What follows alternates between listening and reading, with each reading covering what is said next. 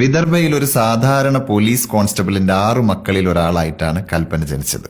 അച്ഛൻ ഒരു പോലീസുകാരനായതുകൊണ്ട് തന്നെ താമസവും പോലീസ് ക്വാർട്ടേഴ്സിൽ തന്നെ. സ്കൂളിൽ നന്നായിട്ട് പഠിക്കുമായിരുന്ന വളരെ ആക്റ്റീവായിരുന്ന കൽപ്പനയെ ക്വാർട്ടേഴ്സിലുള്ള മറ്റു കുട്ടികൾക്കും ഭയങ്കര ഇഷ്ടമായിരുന്നു. പക്ഷെ ഒരു താഴ്ന്ന ജാതിക്കാരിയാണെന്ന കാരണം പറഞ്ഞുകൊണ്ട് ക്വാർട്ടേഴ്സിലെ മറ്റു കുട്ടികളെ കൽപ്പനയുടെ കൂടെ കളിക്കുന്നതിൽ നിന്നും അവരുടെ രക്ഷിതാക്കൾ വിലക്കി തുടങ്ങി.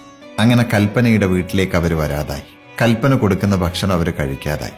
കൂടെ കളിക്കാൻ ആളില്ലാതായി. സ്കൂളിലെ ടീച്ചർമാർ കൽപ്പനയെ മറ്റു കുട്ടികളിൽ നിന്നും മാറ്റിയിരുത്തി. എക്സ്ട്രാ കരിക്കുലർ ആക്ടിവിറ്റീസിൽ പങ്കെടുക്കുന്നതിൽ നിന്നും വിലക്കി. പക്ഷെ അധിക കാലമൊന്നും കൽപ്പനയ്ക്ക് ഈ ബുദ്ധിമുട്ടുകൾ നേരിടേണ്ടി വന്നില്ല. കാരണം 7ാം ക്ലാസ്സിൽ പഠിക്കുമ്പോൾ കൽപ്പന ആ ക്വാർട്ടേഴ്സ് വിട്ട് വിവാഹിതയായി മറ്റൊരു വീട്ടിലേക്ക് പോയി. ഒരുപാട് പ്രതീക്ഷയോടെ ആ വീട്ടിലേക്ക് കടന്നുപോയ ആ 12 വയസ്സുകാരിക്ക് പക്ഷെ നേരിടേണ്ടി വന്നത് 10 പേർക്കുള്ള ഭക്ഷണം പാകം ചെയ്യാനും വസ്ത്രങ്ങൾ വാഷ് ചെയ്യാനും വീട് ക്ലീൻ ചെയ്യാനും ഒക്കെ ഉള്ളൊരു ജോലിയായിരുന്നു. ഉപ്പ് കൂടിപ്പോയതിന്റെയും പഞ്ചസാര കുറഞ്ഞു പോയതിന്റെയും പേരിൽ അടിയും കുത്തും ചവിട്ടും സ്ഥിരമായിട്ട് അവൾക്ക് ഏറ്റുവാങ്ങേണ്ടി വന്നു. അങ്ങനെ 6 മാസങ്ങൾക്ക് ശേഷം ആ പോലീസുകാരൻ അയാളുടെ മകളെ കാണാൻ വേണ്ടിയിട്ട് ആ വീട്ടിലേക്ക് വന്നു. പക്ഷെ അയാൾക്ക് അവിടെ അവളെ കാണാൻ കഴിഞ്ഞില്ല. പകരം കണ്ടത് ജീവനുള്ളൊരു മൃതശരീരമായിരുന്നു. ആ സാഹചര്യം കണ്ട് സഹിക്കാൻ പറ്റാതെ അയാൾ മകളെയും കൂട്ടി സ്വന്തം വീട്ടിലേക്ക് പോയി. പക്ഷെ കുടുംബത്തിന് ചീത്തപ്പേരുണ്ടാക്കിയവളെന്ന് പറഞ്ഞ് നാട്ടുകാരും വീട്ടുകാരും അവർക്കെതിരെ നെറ്റിച്ചുളിച്ചു. അച്ഛന് താനൊരു ഭാരമാകരുത് എന്ന് തീരുമാനിച്ച് കൽപ്പന തയ്യൽ പഠിച്ചെടുത്ത് നാട്ടുകാർക്കായി ബ്ലൗസ് തയ്ച്ച് നൽകാൻ തുടങ്ങി. ഒരു ബ്ലൗസ് തയ്ക്കാൻ 10 രൂപ. പക്ഷെ നാട്ടുകാരുടെ വെറുപ്പും അധിക്ഷേപങ്ങളും ഒക്കെ ഓരോ ദിവസം കഴിയുന്തോറും ഇങ്ങനെ വർദ്ധിച്ചുകൊണ്ടേ വന്നു. അവള് പോകുന്ന വഴികളിലെല്ലാം വഴിവക്കിൽ ആളുകൾ പരസ്പരം ചെവിയിൽ മന്ത്രിച്ചു. ജീവിക്കാൻ വളരെ പ്രയാസമാണെന്നും മരിക്കാൻ എളുപ്പമാണെന്നും അവൾക്ക് തോന്നി തുടങ്ങി.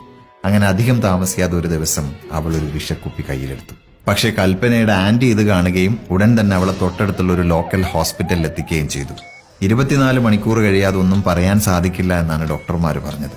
പക്ഷേ ആ 24 മണിക്കൂറിനിടയിൽ നിരാശയുടെ പടുകുഴിയിലായിരുന്ന കൽപ്പന എന്ന ആ പെൺകുട്ടി മരിച്ചു. പകരം കരുത്തയായ ഉത്സാഹവതിയായ മറ്റൊരു പെൺകുട്ടി ജനിച്ചു.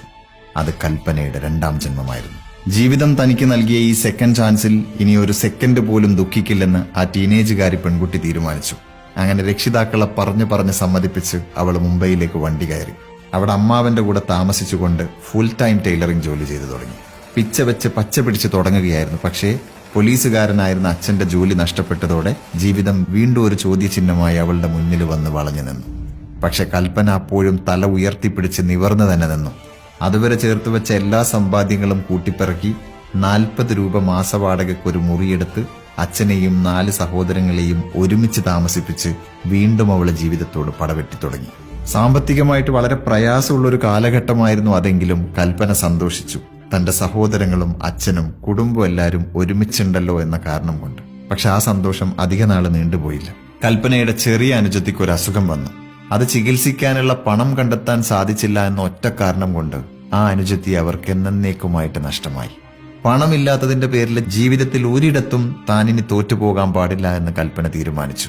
അങ്ങനെ അന്നു മുതൽ ഓരോ ദിവസവും 16 മണിക്കൂർ വീതം അവർ ജോലി ചെയ്തു തുടങ്ങി. ആ ശീലം കൽപ്പന ഇന്നും ഉപേക്ഷിച്ചിട്ടില്ല. അതിനുശേഷം ബാങ്കുകളായ ബാങ്കുകളും ഗവൺമെന്റ് ഓഫീസുകളും കയറിയിറങ്ങി അവസാനം മഹാത്മാ ജ്യോതിബായ് ഫൂലെ എന്ന സ്കീമിൽ ഒരു ലോണ് കൽപ്പന സംഘടിപ്പിച്ചെടുത്തു. ആ തുക കൊണ്ടൊരു ചെറിയ ഫർണിച്ചർ ബിസിനസ് ആരംഭിച്ചു. അപ്പോഴും തന്റെ തയ്യൽ ജോലി പാരലായിട്ട് കൊണ്ടു നടന്നു. അങ്ങനെ ജീവിതം പതുക്കെ പച്ച പിടിച്ചു തുടങ്ങി. അതിനിടയിൽ ഇതുപോലെ കഷ്ടപ്പെടുന്ന ആൾക്കാരെ സഹായിക്കാൻ വേണ്ടിയിട്ട് ഇന്ത്യയിൽ അവൈലബിൾ ആയിട്ടുള്ള ഇതുപോലെയുള്ള ഗവൺമെന്റ് സ്കീമുകളും ലോണുകളും ഒക്കെ പരിചയപ്പെടുത്തുന്ന ഒരു NGOയും കൽപ്പന ആരംഭിച്ചു.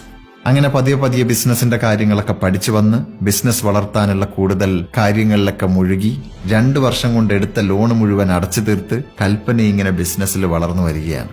അതിനിടയിലാണ് നാട്ടിലൊരു വലിയ സ്ഥലം വിൽപ്പനക്ക് വെച്ചിരിക്കുന്ന കാര്യം കൽപ്പന അറിയുന്നത്.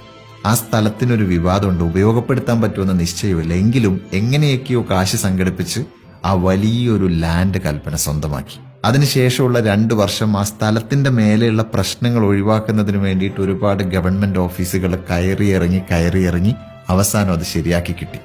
അതിനുശേഷം ഒരു പാർട്ട്ണറിനെയും കൂടെ കൂട്ടി ആ സ്ഥലത്തൊരു furniture and real estate business ആരംഭിച്ചു. ബിസിനസ്സിലെ ഡീസൻസി കൊണ്ട് കൽപ്പനക്ക് നാട്ടിൽ നല്ലൊരു റെപ്യൂട്ടേഷൻ ഉണ്ടായി. അതിനിടയിലാണ് കമാനി ഇൻഡസ്ട്രീസിന്റെ പ്രതിനിധികൾ കൽപ്പനയെ കാണാൻ വരുന്നത്. കമാനി ഇൻഡസ്ട്രീസിന് 3 കമ്പനികളുണ്ട്. അതിൽ 2 ഓൾറെഡി അടച്ചുപൂട്ടി. ഈ 3ാമത്തെ കമ്പനിയും അധികം താമസിയാതെ അടച്ചു പൂട്ടേണ്ടി വരുന്നുള്ള സാഹചര്യത്തിലാണ് അവർ കൽപ്പനയെ കാണാൻ വരുന്നത്. ആ കമ്പനിയിലെ യൂണിയനുകൾ തമ്മിലുള്ള പ്രശ്നം നടക്കുന്നു. കമ്പനിക്കെതിരെ 140-ലധികം കേസുകളുണ്ട്.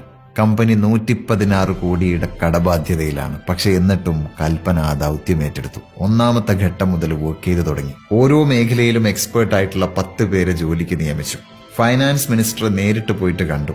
കമ്പനി അടച്ചു പൂട്ടിക്കഴിഞ്ഞാൽ പിന്നെ അത് ദേശീയ നഷ്ടമാണെന്നുള്ളതുകൊണ്ട് ഈ 116 കോടിയിൽ എന്തെങ്കിലും ഒരു ഇളവ് അനുവദിച്ചു തരണമെന്ന് പറഞ്ഞു.